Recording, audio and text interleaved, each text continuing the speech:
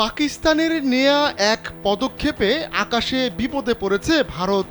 কাশ্মীরের পেহেলগাঁওয়ে সন্ত্রাসী হামলার জেরে পাকিস্তানকে নাস্তানাবুদ করতে চেয়েছিল নয়াদিল্লি, কিন্তু পাকিস্তানও ছেড়ে কথা কইছে না।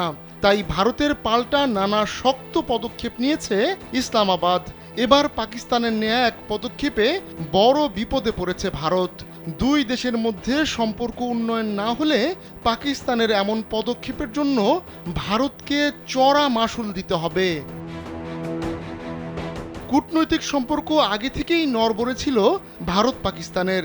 নতুন করে যোগ হয়েছে পেহেলগাঁওয়ের ঘটনা। কামন ব্রো, এসব অনেক কিছু আসবে আর যাবে, এক্সপার্ট কিন্তু থেকেই যাবে। তাতে পাকিস্তানকে শায়েস্তা করতে গিয়ে একগুচ্ছ পদক্ষেপ নিয়েছে ভারত। পাল্টা জবাব দিচ্ছে পাকিস্তানও। ভারতীয় নাগরিকদের জন্য ভিসা বাতিল, বাণিজ্য স্থগিত, ভারতীয় উড়োজাহাজের জন্য আকাশসীমা বন্ধ সহ বেশ কয়েকটি পাল্টা পদক্ষেপের ঘোষণা দিয়েছে ইসলামাবাদ।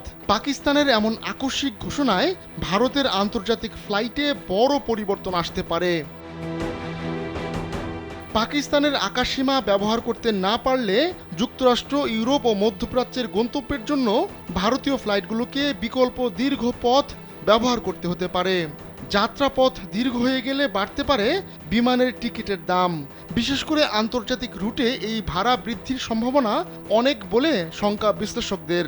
অবস্থা এমন দাঁড়িয়েছে, যাত্রীদের বিমানবন্দরে যাওয়ার আগে তাদের ফ্লাইটের নির্ধারিত সময় রুট ভালোভাবে জেনে নেওয়ার জন্য অনুরোধ করছে ভারতীয় বিমান সংস্থাগুলো।